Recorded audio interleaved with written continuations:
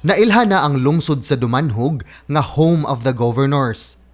Og usa sa mga produkto sa maong lungsod mao si kanhi Deputy Speaker ug nahimong gobernador sa siyam ka tuig, si anhing Pablo Pabling Paras Garcia, ang amahan sa kasamtangang gobernador Gwen Garcia.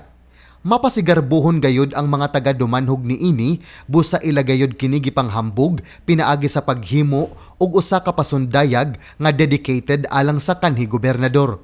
Niadtong Setyembre 29, gipahigayon ang Teachers Night sa mga magtutudlo sa tanang pampublikong tunghaan sa maong lungsod ug didto gipasundayag pinaagi sa mga lain-laing sayaw ang istorya sa kinabuhi ni Noy Pabling. Personal nga mitambong sa maong kalihukan sila si Gobernador Garcia, ang iyang igsuon nga babae nga nakabase sa Amerika apan niuli gayud nganhi sa Sugbo nga si Deirdre Vachal ug igsuon nila nga kinamanghurang anak ni Noy Pabling, si Kongresista Pablo Jan PJ Garcia. Kuyog usab nila ang ilang pag-umangkon nga si Barili Mayor Janjan Garcia.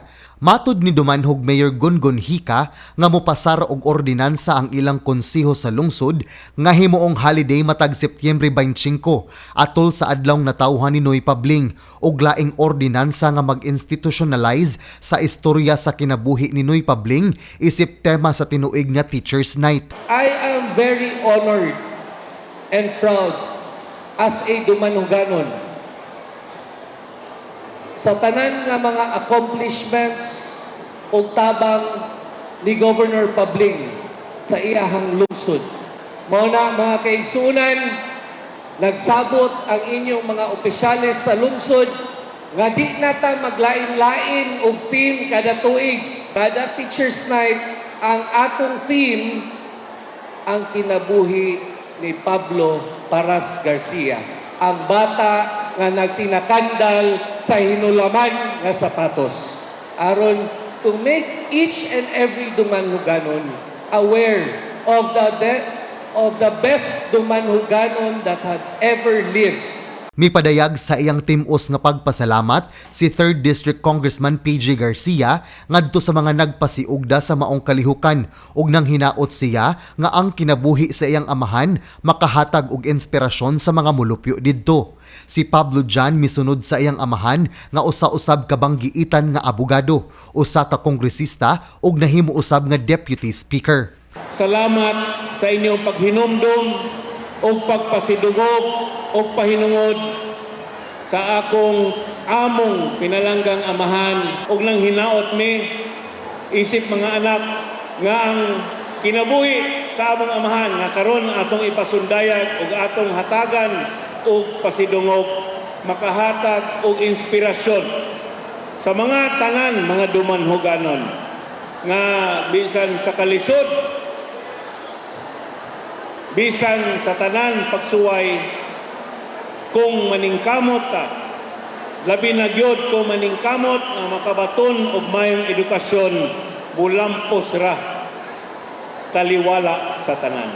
Tungod sa iyang kalipay ug kalingaw sa mga pasundayag sa mga teachers, giatbangan ni Gobernador Gwen Garcia ang premyo nga gihatag sa lungsod ngadto sa mga magtutudlo nga midaog isip best presentation. Tuguti nga tugbangan sa Cebu Provincial Government, ang first prize nga 1 million tugbangan og another 1 million pesos. Ang second prize nga 500,000 tugbangan usab og another 500,000. Og ang third prize nga 300,000, yes, another 300,000. Ang consolation prizes matag 50,000 punan mausab ka na og lain pang 50,000. Daghan na ang nakahibaw sa sugilanon ni anhing Noy Pabling, kinsa nagikan sa usa ka pobre nga pamilya apan tungod sa iyang paningkamot nahimong usa sa mga mahinungdanon nga ehemplo sa kasaysayan sa lalawigan sa Sugbo ug sa tibuok nasod. Gikan sa iyang pagtungha, diin manghuam lang siya og sapatos, hangtod nga nahimo siyang top-notcher sa bar exams sa abogasiya sa iyang panahon. Nahimo usab nga constitutionalist og deputy speaker sa Kongreso. John Granada, Balita sa Sugbo.